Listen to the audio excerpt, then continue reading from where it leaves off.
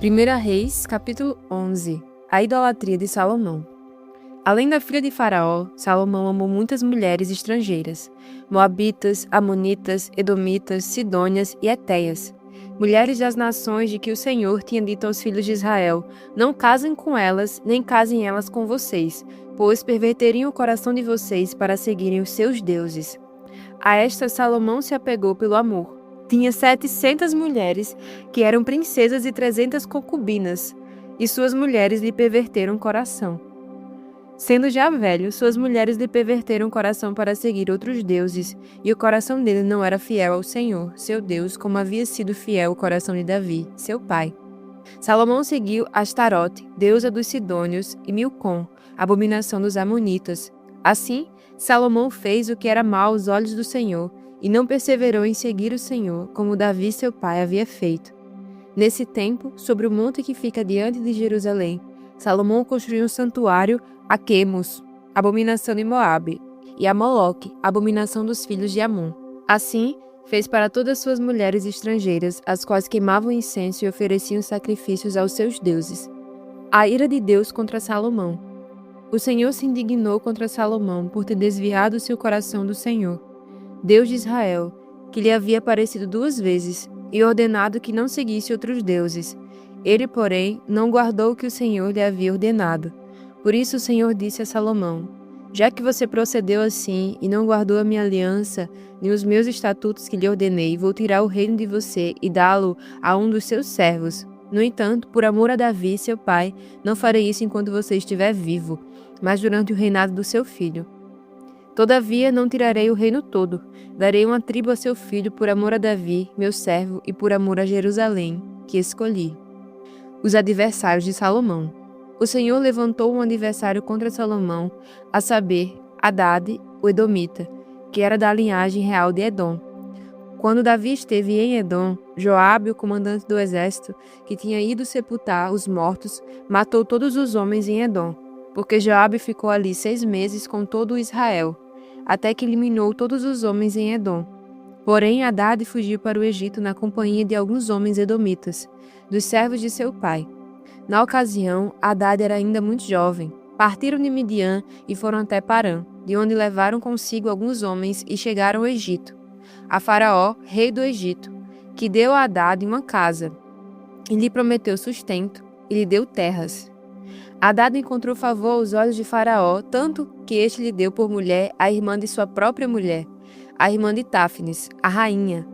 A irmã de Táfnis deu-lhes à luz seu filho, Genubate, que foi criado por Táfnis na casa de Faraó, onde Genubate ficou entre os filhos de Faraó. Quando Hadade soube no Egito que Davi tinha morrido e que Joabe, comandante do exército, estava morto, disse a Faraó: deixe-me voltar para minha terra. Então Faraó lhe perguntou: mas o que lhe falta comigo para que você queira voltar para a sua terra? Hadade respondeu: não me falta nada, mas deixe-me ir. Deus levantou mais um adversário contra Salomão, a saber, Rezon, filho de Eliada, que havia fugido de seu senhor Hadadezer, rei de Zobá. Ele ajuntou homens e se fez chefe de um bando. Depois do morticínio feito por Davi, eles se foram para Damasco, onde habitaram e fizeram de Rezon o seu rei. Este foi adversário de Israel durante toda a vida de Salomão, e lhe fez mal, como Hadade havia feito. Rezon detestava Israel e reinava sobre a Síria. Aías predisse que Jeroboão será rei de Israel. Jeroboão, filho de Nebate, efraimita de Zereda, servo de Salomão, e cuja mãe era uma viúva chamada Zerua, revoltou-se contra o rei. Esta foi a causa porque levantou a sua mão contra o rei. Salomão estava edificando Milo e reparando as brechas da cidade de seu pai Davi. Jeroboão era um homem valente e capaz. Quando Salomão viu que ele era um jovem que fazia bem o seu trabalho, ele o encarregou de todos os trabalhadores forçados da casa de José. Aconteceu que nesse tempo, quando Jeroboão estava saindo de Jerusalém, o profeta Aías, de Siló, o encontrou no caminho. O profeta estava usando uma capa nova e os dois estavam sozinhos no campo.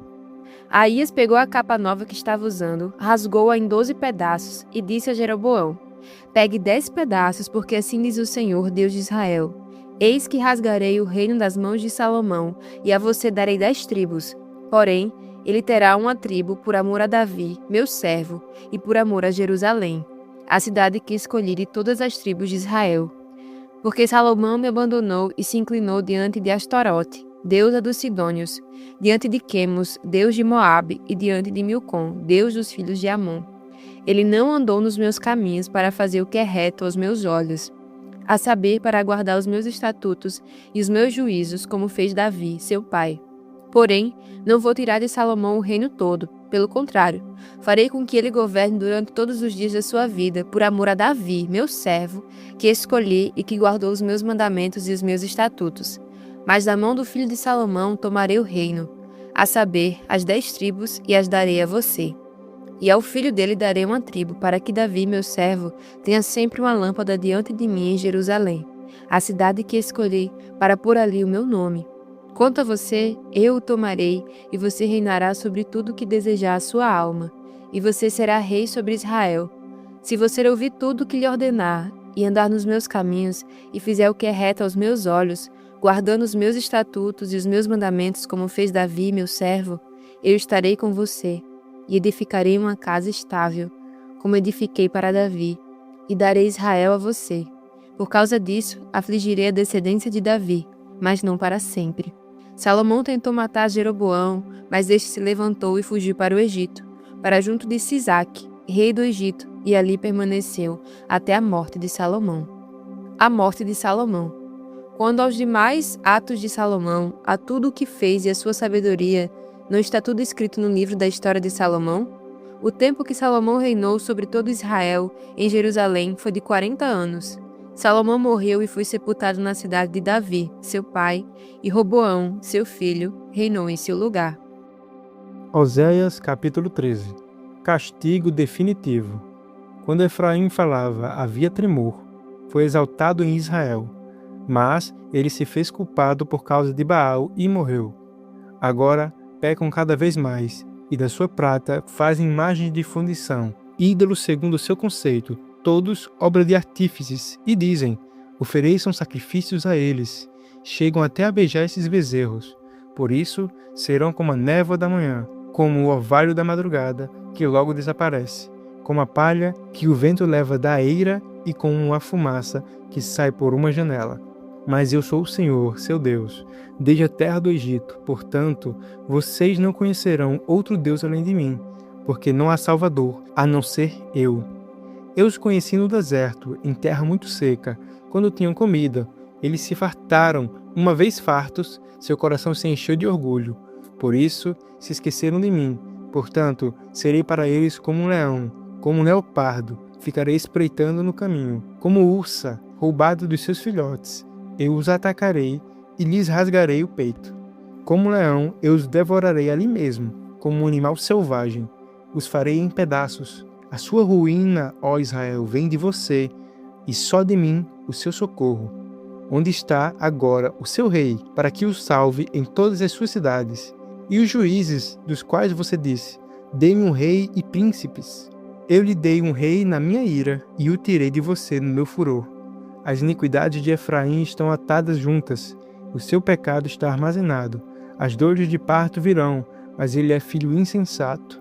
Porque será tempo de nascer, mas ele não estará no lugar por onde deve ir ao mundo. Eu os remirei do poder do inferno e os resgatarei da morte. Onde estão, ó morte, as suas pragas? Onde está, ó inferno, a sua destruição? Meus olhos estarão fechados para a compaixão.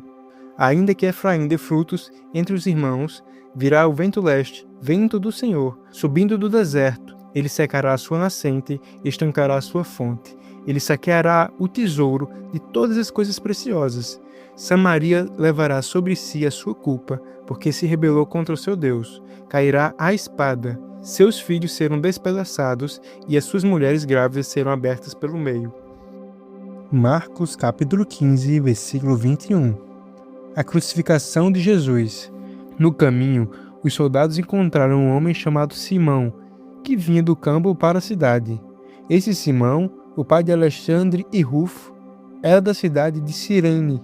Os soldados obrigaram Simão a carregar a cruz de Jesus e levaram Jesus para um lugar chamado Gólgota. Gólgota quer dizer lugar da caveira. Queriam dar a ele vinho misturado com um calmante chamado mirra, mas ele não bebeu. Em seguida, os soldados o crucificaram e repartiram suas roupas entre si, tirando a sorte com dados, para ver qual seria a parte de cada um. Eram 9 horas da manhã, quando crucificaram Jesus. Puseram em cima da cruz uma tabuleta onde estava escrito como acusação contra ele: o Rei dos Judeus. Com Jesus, crucificaram também 2 ladrões, um à sua direita e outro à sua esquerda. Assim se cumpriu o que as Escrituras Sagradas dizem: ele foi tratado como se fosse um criminoso.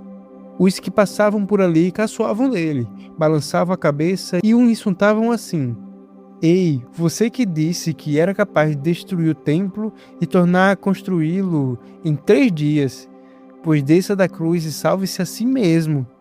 Os chefes dos sacerdotes e os mestres da lei também caçoavam dele, dizendo: ele salvou os outros, mas não pode salvar a si mesmo.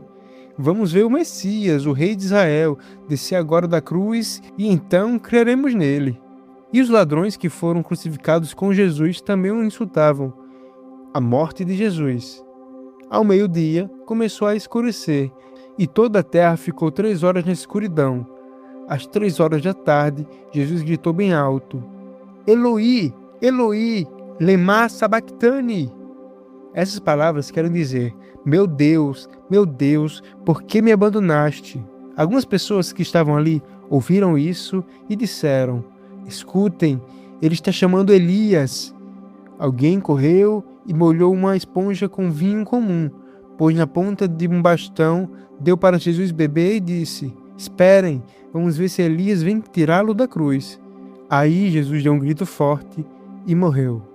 Então a cortina do templo se rasgou em 2 pedaços, de cima até embaixo. O oficial do exército romano que estava em frente da cruz, vendo Jesus morrer daquele modo, disse: de fato, este homem era o Filho de Deus.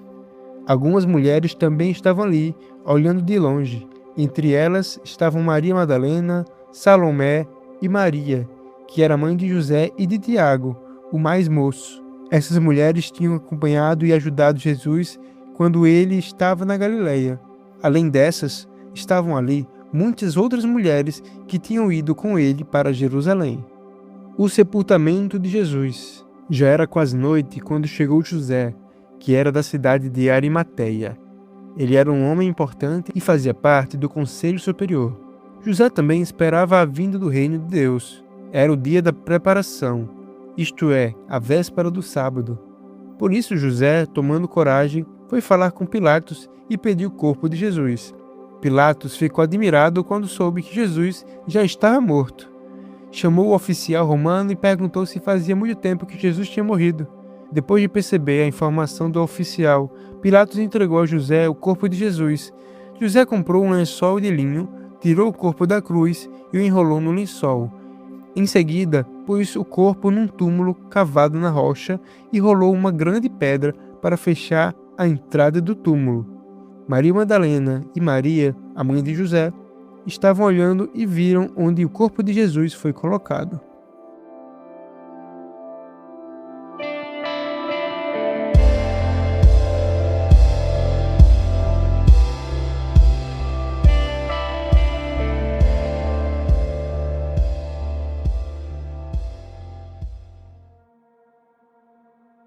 Para finalizar o nosso devocional, vamos orar.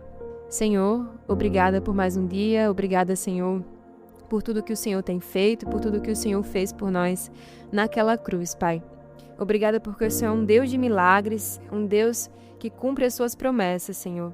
Então, nesse momento, eu oro agora para que toda a ansiedade seja lançada fora, em nome de Jesus, que nós possamos encher o nosso coração da Tua alegria, Senhor, da Tua graça, e acalmar a nossa mente, Pai. Vem guardando a nossa mente, vem nos dando livramento nesse dia de hoje e nos fazendo lembrar das Tuas promessas, lembrar de quem o Senhor é nas nossas vidas. Que acima de qualquer circunstância ou situação que nós possamos enfrentar nesse dia de hoje, possamos lembrar que o Senhor é maior do que qualquer coisa e que os Teus milagres nós provamos todos os dias nos detalhes. Então, muito obrigada por esse dia, Senhor, obrigada por quem o Senhor é. É assim que nós oramos e te agradecemos na certeza de que o Senhor está entre nós. Em nome de Jesus. Amém.